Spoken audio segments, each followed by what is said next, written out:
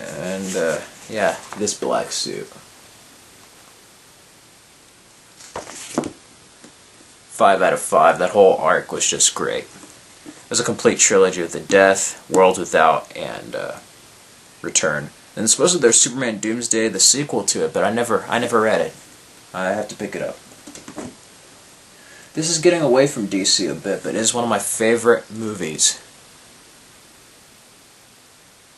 One of my favorite movies.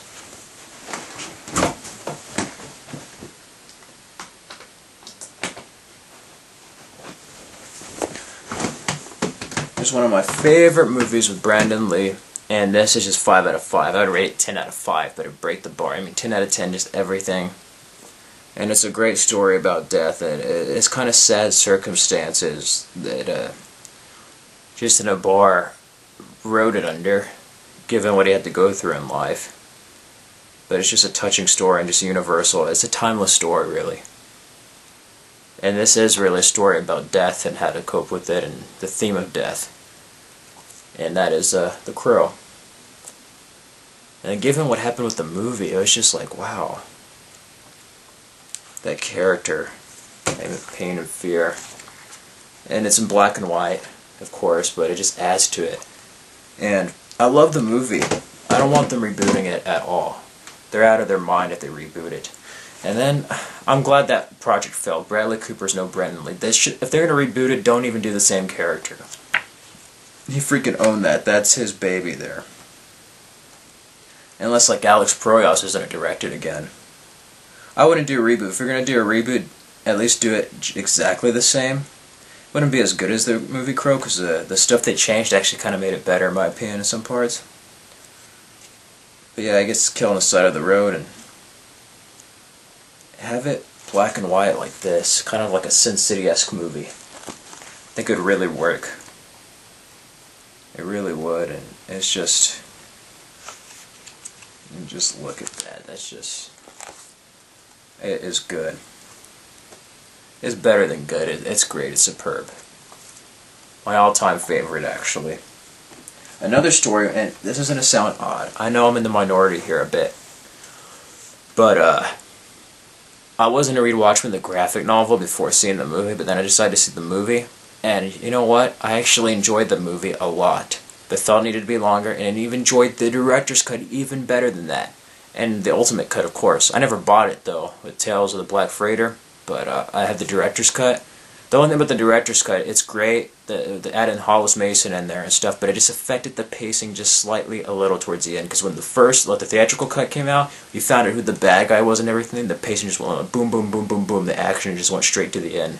And it was just like kind of a thrill ride, where this one kind of had like a little intermission part. It was just a little... You didn't get that excitement right off, and just like, wow. But I read the book afterwards, the graphic novel.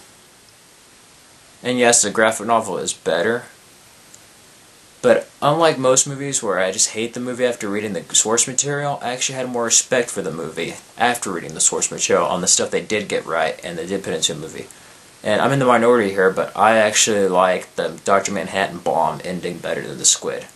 I mean, and sure, there's just like, oh, there's a squid though, and it's more better. And just like, no, the nuclear weapon thing works, and I think if you saw the movie, you just want, if you never read the graphic novel, that is, I'm just talking this as a movie in general, not just based on source material and stuff. You'd go like, what the hell is a giant squid doing there all of a sudden? You get to like all the climax and everything, and then like a freaking squid appears destroying New York. Now I get that, but they still managed to get the same thing done, but in a different way. Although, it's the little things that kind of affected the movie. There's Captain Metropolis, which they didn't have.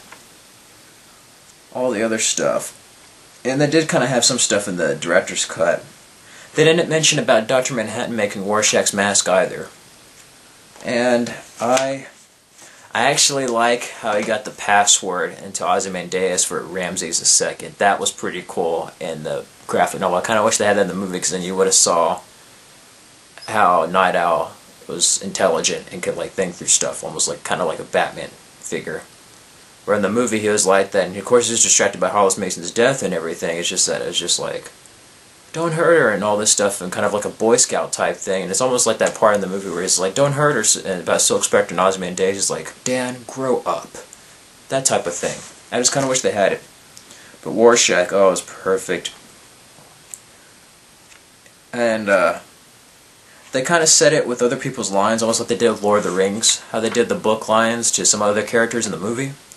But I love how in the graphic novel, Dr. Manhattan's just like, nothing ever ends. And he says it to Ozymandias' face, and Ozymandias is just like, oh.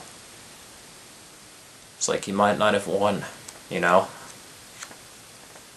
Just like, would all that stuff have been for nothing? And I thought the reaction in the movie could have been a little bit more, that the comedian was her father. Oh, and Patrick Wilson did a phenomenal job as well as Night Owl. I think the whole cast did a phenomenal job. Jack Earl Haley, and then as Rorschach, and then Jeffrey Dean Morgan as comedian. Jeffrey Dean Morgan played a bastard in that movie, but I mean, it was his part. He nailed it. I was just like, wow. Because I didn't read the graphic novel before, so here I'm thinking he's going to be like Danny Duquette and Grey's Anatomy. He goes to freaking being the comedian. I loved it. But, they should have had more stuff. But I love the movie. I think it's one of my all-time top 5 favorite comic book movies. Or favorite movies in general in the past decade with Warner Brothers. It was great to see it right after Dark Knight.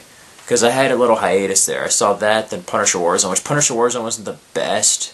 But it's not as bad as what people said. I like Punisher Warzone, actually. I really did. I enjoyed it. I didn't like it as much as the other one. I think it would have been a lot better if they had that type with less cheesiness and had Thomas Jane. It would have kicked ass. Or just that Jigsaw, put in the real-world setting with Thomas Jane's Punisher. It would have worked. I just didn't think he talked enough. But anyways, I digress. On Watchmen, it was fantastic. And then, I liked the whole fight in the movie, but I thought it was pretty cool how in the graphic novel, it's like Rorschach and Night Owl are there, and freaking Ozymandias is like, do you know it's not polite talking during meals or whatever? He says something like that. Don't quote me on this. It's something to that degree. He like gets the plane and he just goes whoosh, and then like hits him in the throat and it's like all coughing up blood. I'm like, damn. He like does that in one move, and I was just like, wow. It is fantastic though, but even the scenes, you can tell Zack Snyder did a good job. Now I hope he does this to the comics like for Man of Steel, because this was in the movie. It's just like frame by frame as a storyboard. And I like that because it ticks me off sometimes when you say it's going to be like the source material and it's not. I know they have to change it, but it's not like novels where a person has to come up with thoughts and everybody has a different perception of it. Comic books are basically your storyboards, and like you can just get it off of here. It's like right here, it's all for you right here. But very good. I can see why it made the Time Magazine's 100 Best Novels and won a Hugo Award. It was great. Another great 80s one. Now the animation's a little weird, but it's Frank Miller. This is my opinion, but it's good. Much better than that episode on the animated series with Legend of the Dark Knight one. It was a fun episode, but that was actually my least favorite, even though it made the top 10. That was my least favorite, actually. I'm probably in the minority there too, but Frank Miller's The Dark Knight Returns is awesome. I give it 5 out of 5. It's like an old Bruce Wayne coming back, and it's like the fat Batman. It's like Fat Man, basically. But, like, he's muscular, but what do you expect for 60 years old? But this is where he has the tank. With this giant tank and is against all these mutant people. Like these people called the mutants. And you can almost see him because in Arkham Asylum, the game, you know some of the henchmen have those little spike things on their back? They almost look like those guys in Dark Knight Returns, so I wonder if they did that. And then you have the girl Robin. And you even have Superman. He gets freaking shot with a kryptonite arrow in this. Even though it's done by Green Arrow, that tells you how awesome Batman is, and then him and Joker. I think if they made a movie of this, it'd be fantastic. Now I know Peter Weller, RoboCop, Dead or Alive, You're Coming With Me, and then Adventures of Buckaroo Banzai is going to be Batman in it. Which is great, I love it. I almost wish Kevin Conroy was in it too, but yeah, he gets shot with a kryptonite arrow in the heart. And then Batman fight, and then Batman goes to live in underground. And there's a sequel to this, but I have not read it, surprisingly. But I heard it was not as good as this, but I just haven't had enough money to buy it. Because I noticed recently, they jacked up the prices to the graphic novels, because this was like, what, $14.99 and then somewhere $19.99. They jacked him up to like $29 in a special collector's edition because I was going to get the Long Halloween. And I've read that story right before. I read it before Batman Begins came out, but I just never bought it. It's like one of those I went to the public library and read. This is one of my top Batman stories. And I got the first issue. I showed you my comic collection on a free comic book day, 10-cent adventure one. Here's Bruce Wayne Murderer. This is awesome. I haven't got a chance to read all the parts of Bruce Wayne Fugitive. But, oh man, he gets set up here. It is deep, but the best part is the climax and the battle. He goes to the Batcave and they think he's like crazy or whatever, and they want him to come to his senses. And Nightwing and Batman fight. Like, it is just like insane. And they have like this huge storyboard thing where they fight. It is deep, and then he's just like, nobody's ever understood me. And he like goes somewhere by himself and then leaves them. It almost reminded me of that part in Batman Beyond Return of the Joker where Terry McGinnis is like, you don't know how important Batman is to me, and it's what I want, Bruce. And he's just like, you stupid kids. None of you ever knew what you wanted. That type of thing where he's just like, wow. It's almost, the movies have it a little bit, but they don't really have him shifting where it's just like he's kind of dealing with his side where if he crosses fully over, if he ever crossed that line, what would happen? Between Bruce Wayne and Batman.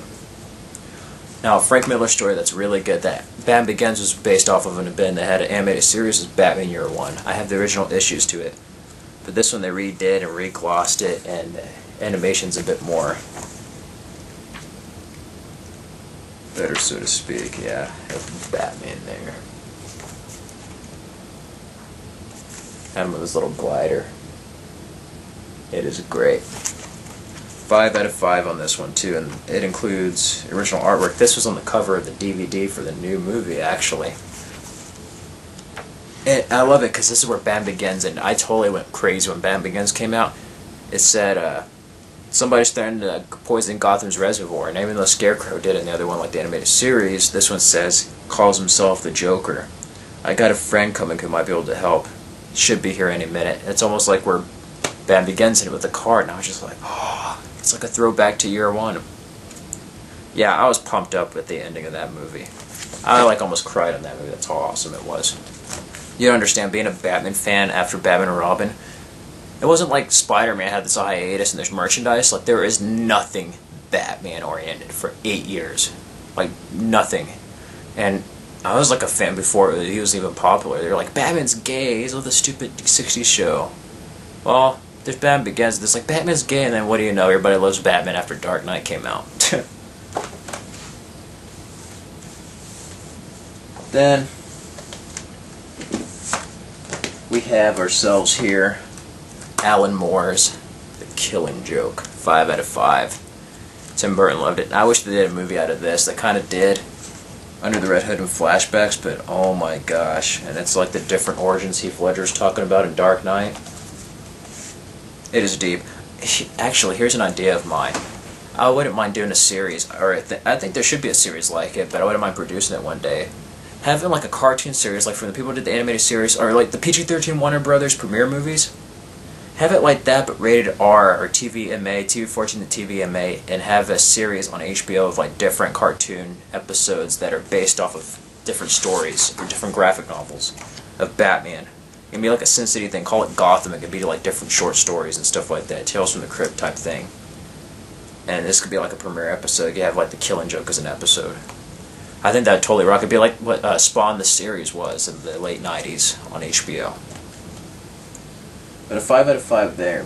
This came out recently, around when, like 2008 or 9, when Dark Knight came out. It might have been 07 actually. Brian Azzarello, Joker. This is pretty screwed up. Like, this one's a gory one. This would be good. This is like Mark Hamill Joker from Arkham mixed in with like the Dark Knight. This is like the closest. It's too gory to show you.